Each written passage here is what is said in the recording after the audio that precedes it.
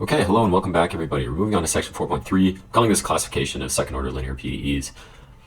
In a lot of PDE studies, we like to classify these PDEs into specific categories rather than necessarily knowing if we can solve them.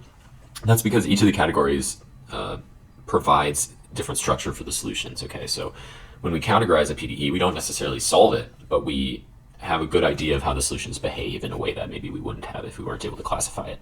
And this is because in a lot of cases we can't actually solve PDEs even in second order linear, or we don't have very efficient ways of finding the solution. So this is a way of knowing some properties of the solutions, and we'll get into those properties later, without necessarily being able to solve them. So I start out with this definition, which is really the generic second order linear PDE, and we'll dissect it here because it may look a little bit tricky. So what's actually going on is we've got the gradient here, dot AX, and then another gradient. And so what is actually going on here? This is, recall the gradient can be represented as a vector. This is really a vector. Dot product A, we'll look here, is symmetric matrix valued. Okay, so it depends on space, or it could depend on space, the X there, but the value that it takes is a symmetric matrix. Symmetric just meaning that the matrix is reflective over the downright diagonal. So everything to the top right of the diagonal, you can reflect it over to the bottom right. So these look the same for a symmetric matrix. And then we're dot producting against another vector, right? So this is vector dot matrix times a vector. Okay, so the matrix times a vector gives me a vector. And then if I take a dot product with another vector, this is scalar valued. So it's a scalar valued collection of second order partial derivatives. Okay, so that's this term nabla dot a nabla. That's going to be a collection of second order partial derivatives added together. And then over here we've got b dot nabla. That's going to be, b is, if we notice below, a vector valued function. And so when we take a dot product with the gradient, we get a vector dot a gradient, which is going to be a scalar valued collection of first order partial derivatives. And then finally, what else do we have sitting around? We've got C, which is just scalar valued, some scalar field. And then on the very, very end, we have D, which is also scalar valued, also a scalar field. So, this is just constructed in a way so that we have kind of the freedom to talk about any collection of second order partial derivatives, any collection of first order partial derivatives, zeroth order partial derivatives, and maybe a forcing function. So that's really what's going on with the PDE itself there. And then we've got some boundary conditions here. And with regards to the boundary conditions, we have the F, which has to agree with our solution phi. So of course F is going to be scalar valued since our solution is going to be scalar valued. And then we have G, which needs to agree with the derivative. Let's recall this from chapter 3, the derivative in the direction normal to the boundary. I could call it the gradient too. So the gradient in the direction perpendicular to the boundary.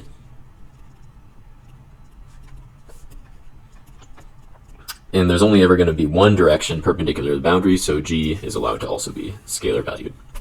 And since G and F are boundary conditions, we should keep in mind that their domains are only on the boundary. Their domains don't exist into, ironically, the domain of the PDE. So that's the domain of the PDE. The inputs to the functions F and G are the boundaries of that domain. That's what it would mean to be a boundary condition. So that's going to be the generic second order linear PDE, and this is the sort of PDE we have the ability to classify in this section. So we're going to learn a lot about PDEs, depending on the solutions, depending on their classifications. Let's talk really quick about the boundary conditions here, because what I've provided is kind of the most general form of boundary conditions. And we can classify these a little bit too, but they tend not to be quite as important as classifying the PDE itself, but we'll cover a quick classification of boundary conditions. So the common classifications for boundary conditions are these two names, Dirichlet and Neumann. Okay, so Dirichlet boundary conditions are going to describe the value of phi on the boundary, which is basically this first one here. So when I look at this first one, that's the Dirichlet boundary condition.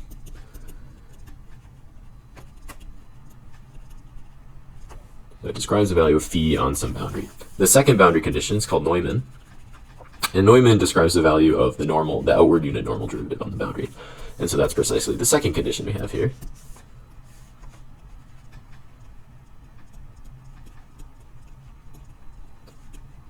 And what's really funny is that a lot of PDEs will be paired not with both of them, but with just one of them. So that's why I'll mention it here. It's not uncommon. Even though in my generic one above, I provided both of them, one of the two of those might be empty, or a mixture of the two of them might be empty. It's not uncommon to only provide one of these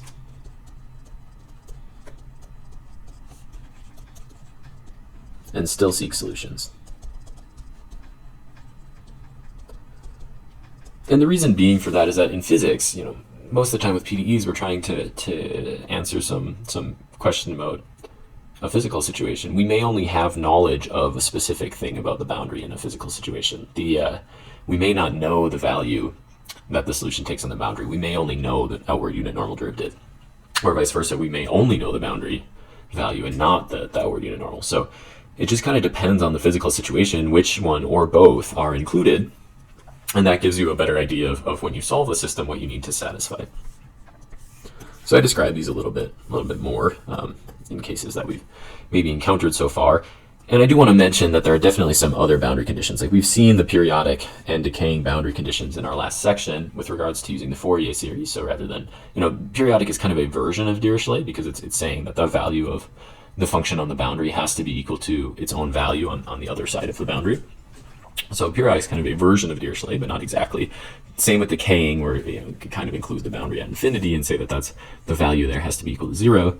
But there are some other conditions known as Cauchy or Robin conditions or other forms of mixed boundaries where you kind of include a relationship of maybe the value of the boundary to its normal, right? You could say for some strange reason that the value on the boundary squared is equal to the normal.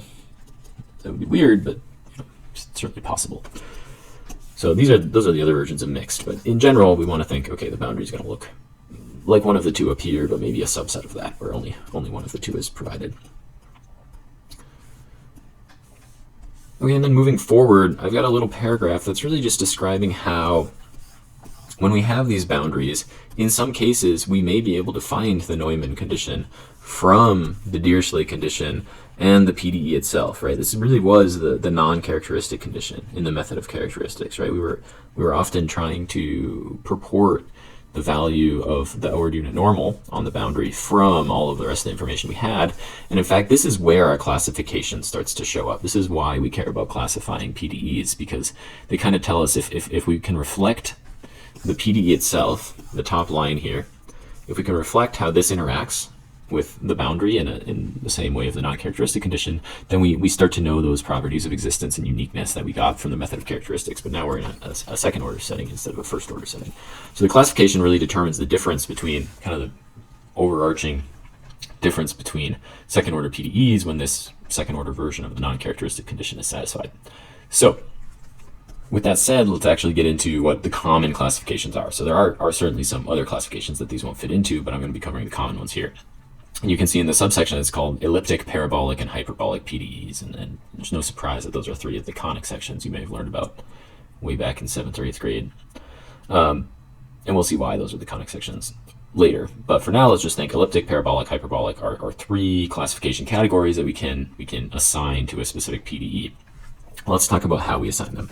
Well, when we're trying to do like a non-characteristic condition satisfaction, what we are only going to care about is the top order of the PDEs. We're not going to care about first order or 0th order parts. So we're really looking at nabla dot A nabla, but in many ways we're just looking at A. We're looking at this matrix A, and we're going to ask questions about its eigenvalues. This is going to help us classify the PDE. So we're going to call the PDE elliptic if the eigenvalues of A all share the same sign.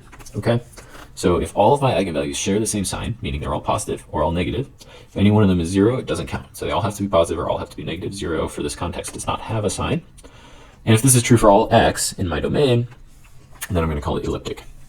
Similarly, if all but 1 share the same sign, and the last one is 0, okay, so we want the last one to be 0 for all x in omega, we're going to call it parabolic. And then lastly, if all but 1 share the same sign, and in fact the other sign is of the opposite, it's the opposite signs. This would be like all positive and 1 negative. I should say all but 1. So all but 1 positive and 1 negative, we're going to call that hyperbolic. So those are our three classifications. You'll notice that all of these classifications really rely on all or all but one eigenvalue sharing a sign. And this is why, it's true that this does not classify all PDEs for us, because, jump into 4 dimensions, you find 2 positive eigenvalues and 2 negative eigenvalues, and you're already stuck. So this really, it applies really easily in 2 dimensions, 2 total dimensions, because, you can only ever have a split of one of each at worst.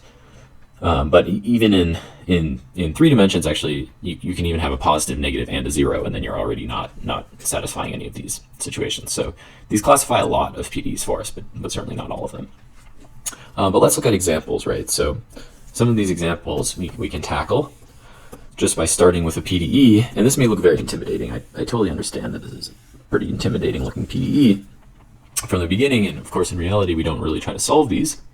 But as I mentioned, we do try to classify these, right? So there's a big difference between solving and classifying, and that's what's really useful here. So we're going to look at this PDE, and we're going to the first thing we're going to do is ask ourselves the question, from my PDE down here, what is A, right? What is the matrix A that produces this PDE?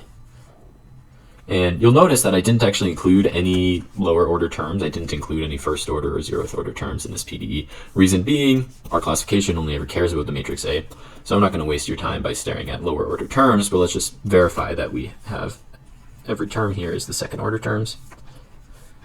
So these are all second order partial differentials. And we're going to extract A from their coefficients, right? In some ways, A is what produces the coefficients. I'll mention this here, the matrix A. In this case, I have 3 dimensions, so A of x, y, z produces the coefficients we see here.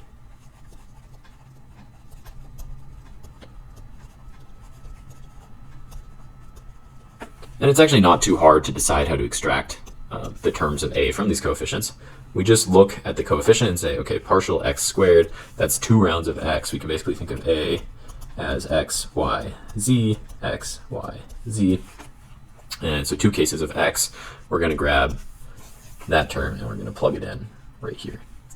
And then this is a case of x and y, so we're going to grab this term and we're going to put it in x and y, but because there's 2 copies of x and y, we're going to put them both in for both of those, and we're going to divide them by 2. And then we repeat here, that's the coefficient on x and z, there's 2 cases of x and z, so we're going to put those in and divide them by 2. And keep on going and then filling A in. And I actually color code this below. So we can say, hey, suppose that A were just this matrix with all of these terms inside of it. And you'll notice that I've kind of color-coded these diagonal entries so that they agree with each other. So those are the exact same entry. These 2 are the exact same entry. These 2 are the exact same entry. So those are the terms that get divided by 2 and always look the same. And if we were to have an A like that and actually write out what that collection of products is, vector products, we see that collection of vector products is exactly this collection of coefficients on a second order PDE. So all we're going to do is compare these coefficients with the coefficients in my actual PDE, and we immediately recover every entry of the matrix A. So I just compare all of those entries from the matrix A and my PDE, and that gives me the following matrix, which understandably looks really ugly. I totally understand nobody wants to work with this matrix, but hey, it's mathematics for you. So we've got this matrix here. I made sure to divide all of the off-diagonal terms by 2, right? These all have a 1/2 in them. That's important because when you reproduce it, you would get twice as many of those. And then we compute its eigenvalues. And so to compute eigenvalues of a 3x3 matrix, one needs the cubic formula. So I would just use a computer algebra system to find this for me. You really don't want to go through the work of calculating the eigenvalues of this matrix by hand. Plug it into a computer, use some sort of eigenvalues function or the cubic formula if you feel motivated. But I would just plug it into a computer, calculate the eigenvalues, and what you're going to get out is 3 eigenvalues. One of them is going to be twice x squared plus z squared plus 1. One of them is going to be twice e to the x plus y, and one of them is going to be twice y squared plus 1. And you'll notice that all of these are actually positive functions. That's because we have a 1 there.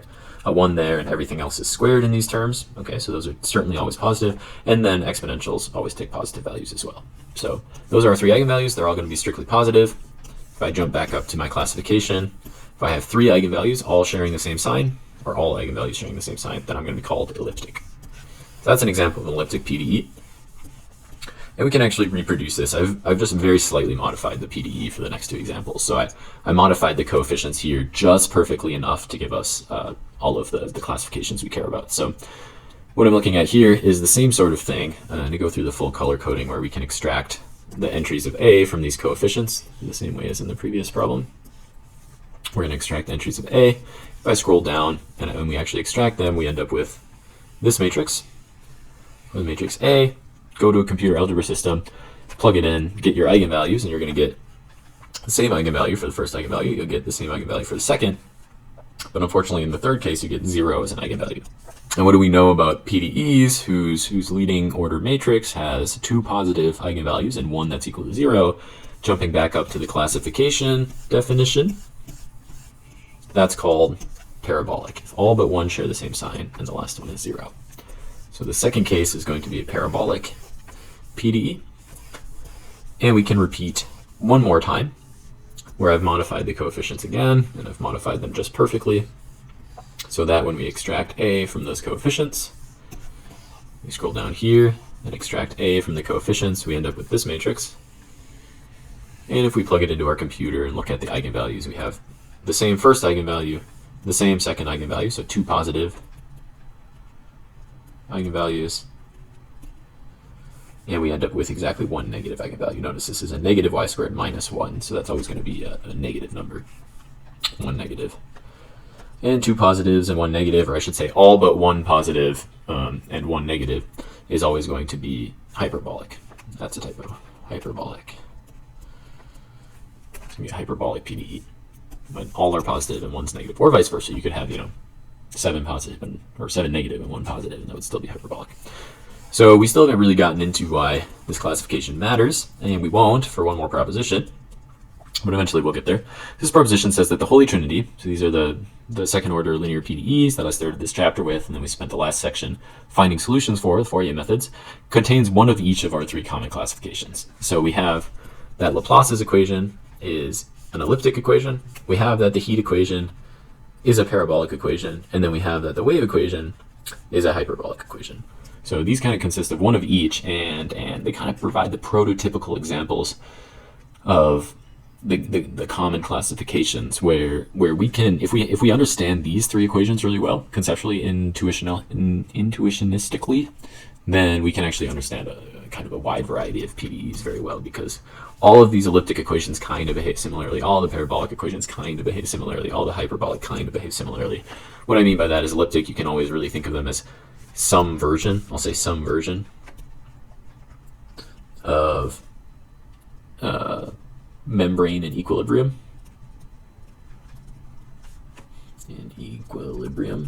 Okay, so some membrane that's been stretched and then released and allowed to make its way to equilibrium. That's really all elliptic equations are. Parabolic equations are some version of diffusion. Okay, this is where, anything that's really highly concentrated will spread over all of space. And then hyperbolic equations are some version of transport. Okay, whether or not that's transporting a wave, like the wave equation we see, or it's transporting some other object through space, that's going to be a hyperbolic equation. So really these 3, once we can classify other more complicated equations, they still kind of behave like these 3. So that's useful. These are the prototypical examples of the elliptic, parabolic, and hyperbolic equations. But let's justify that. I've got a proof here that I think is actually a useful proof to justify it. So if we look at Laplace's equation, what we're going to do to justify this is to recall that the delta, or the Laplacian here, is really just the gradient dot itself, which is equivalent to the gradient dot, the identity matrix, on itself. And what do we know about the identity matrix? The eigenvalues. This is the matrix A, right? So this is the matrix A of X, but it's just equal to the identity. The eigenvalues are all 1, which is certainly a positive number. So all the eigenvalues are positive. There you go. You've got your elliptic equation. The heat equation, we're going to keep in mind that this Laplacian is really the Laplacian in space. And so we're going to calculate the Laplacian in space as A right? This is A of x. The Laplacian in space, just like the Laplacian from the Laplace's equation, is going to have an identity inside of it, but that's only in the spatial terms. So identity only in spatial terms.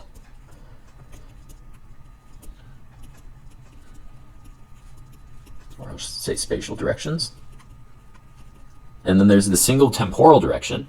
And the temporal direction has a first order derivative in time, but the matrix A cares about second order derivatives in time. So because we don't have any second order derivatives in time, the matrix A gains a 0 in the time direction. 0 in time direction. Because if we're non-zero, we'd have some sort of second order temporal derivatives. Okay, so now we've got a matrix, which is the identity matrix in all of the spatial directions, and it's a 0 in the temporal direction. Well, it's already a diagonal matrix. Diagonal matrix has eigenvalues along its diagonal. And so we've got all eigenvalues of 1, which is a positive number, in the spatial directions, and exactly one eigenvalue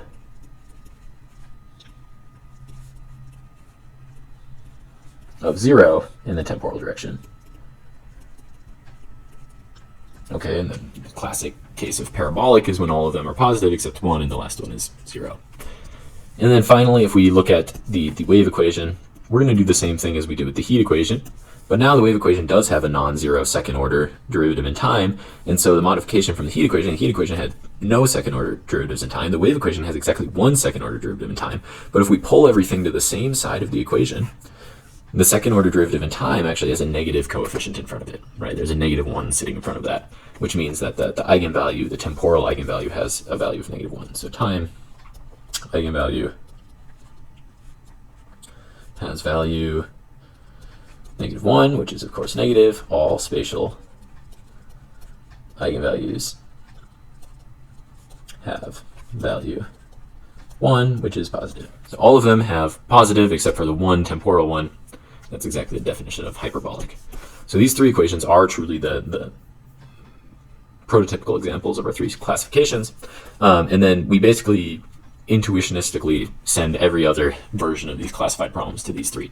Anyway, that's where I'm going to stop today. It's a bit of a shorter section, or at least today's part, because we're going to finish the section in the next video. We'll talk a lot about this in class. I'll see you there. Bye.